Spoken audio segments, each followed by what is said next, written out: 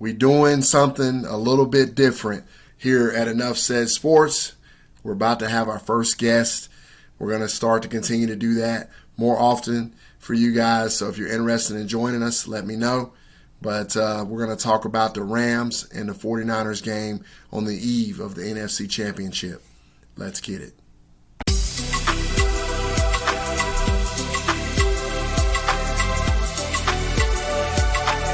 This is Enough Said Sports. Hey guys, I hope all is well in your world. It is all well here at Enough Said Sports, and we have a special guest here. My man Michael here. He's been a part of this channel since the very beginning. He's definitely been one of the folks that has contributed. Definitely been keeping me on my toes all this time, and definitely wanted to bring him on to talk about this particular contest between the Los Angeles Rams and the San Francisco 49ers. Michael thinks one way, I think the other. You guys already know my opinion, so I'm gonna give the floor to Mike to see if he wants to see if he can make a decent case for his San Francisco 49ers. Go ahead, Mike. Make a case. I don't know if it's really making the case. I'm just pointing out facts and the way things have been going. Right. You know, one of the craziest things that I don't understand right now is people say, oh, it's so hard to beat a team 3 times in the same season. It's so hard to beat a team 3 times in the same season, like it's never been done before, which it has been done before. You know, it's been they show since 1970, there's been 22 meetings of a team who have played for a 3rd time in the same season. And the team who won the previous 2 meetings went on to win 14 of those 22 meetings. So, or a 14-8 record. And that's facing the same team for a 3rd time in the same season. Not to mention that the Niners have just beat them for the last 3 years. You know, and that's been with Garoppolo and without Garoppolo.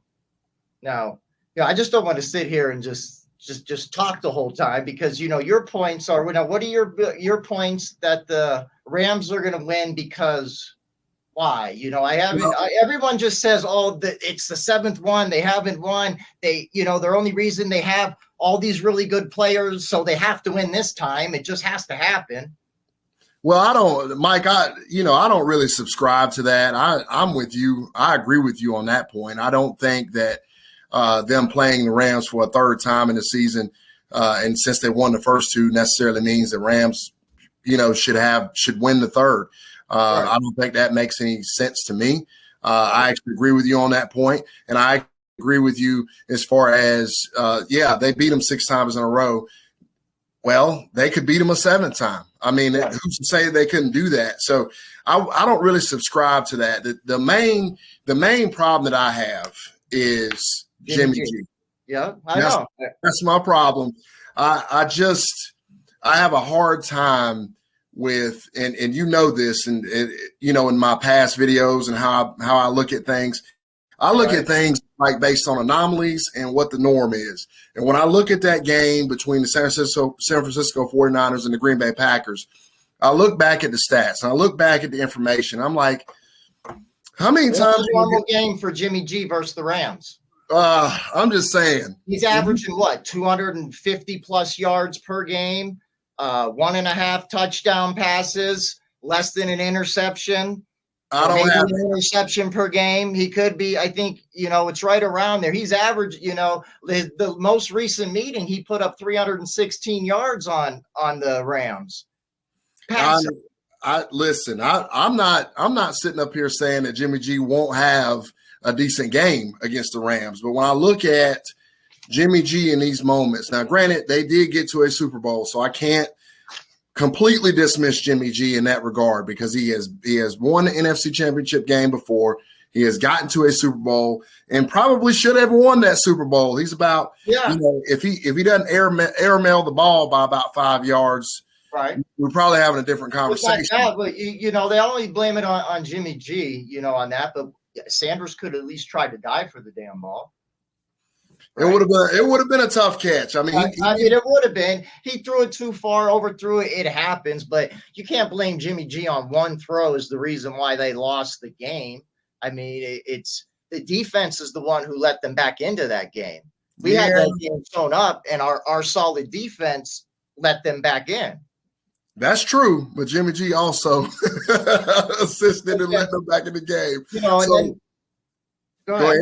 Go ahead. I was just going to say, you look at our defense. What are everyone says Matt Stafford's better than Jimmy G. Where okay, you could say so numbers wise, but not winning wise. And if you look at Jimmy G, he has the best, most winningest, and best highest percentage quarterback as an underdog. He's like 14-5.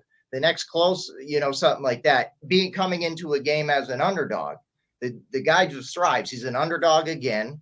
You look at the 49ers defense, they don't give you nothing. They got 5 sacks versus the Cowboys. They got 5 sacks versus the Packers. They got more quarterback pressures I think they have like 34 quarterback pressures in the playoffs. So you look at Stafford's really good until he has pressure. Once he's got pressure on, he makes those stupid Stafford throws. And you know exactly what I'm talking about. When he gets wild running around, he just throws the ball. All of a sudden, it's an interception.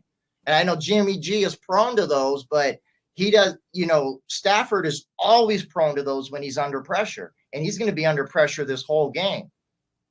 You think so? I know so. Who's going to blow? You got Nick Bosa, Eric Armstead, DJ Jones, and then whoever else they want to throw in there with Ibaka and Wilson. And I mean, our defense, our second string defensive linemen could be starters on other teams. I understand that. I don't disagree with the 49ers defense. We don't blitz. We only bring 4 and we're dropping 7. Yeah. Because you're able to generate. How many people can they have go out for a pass at one time, maximum? The only thing I'm going to say is this. When it comes to this particular matchup, you ask why. Here's the reason why for me. Okay. I think at the end of the day, I think that this Rams defense is very vulnerable against a team like a San Francisco 49ers that can run the football. Okay. This Rams defense is just vulnerable. They gave up a 17-point lead to the 49ers. Just last week, they gave up a 24-point lead to the Bucs, to an injured Bucs team who's missing players. Yeah, but that offense helped them though. The Matthew Stafford, well, he didn't really do anything wrong, but Cam Akers putting the ball on the ground repeatedly over and over again aided in that. I'll say this. It's going to come down to whether or not the 49ers can keep this game close. If they can run the football and keep the game close, I give them a good chance, but I don't believe that's going to happen. I believe that the defensive coordinator for the Los Angeles Rams understands that. I think they're going to make Jimmy G beat them with his right arm, and I'm going to bet that he can't do that. And I'm also going to bet that Matthew Stafford will do enough. I don't think he's necessarily going to have a great game per se, but I think he'll do enough to win this game, and I think they win it pretty comfortably. Well, I'm going to tell you exactly where Jimmy G is going to eat the Rams alive. It's where he eats them alive every game. It's right over the middle. He lights them up over the middle, game after game after game. Go watch the film. He just lights them up, and the Rams are expecting run, right? Have Debo in the backfield, faking the handoff, hitting Kittle on a post deep over the middle.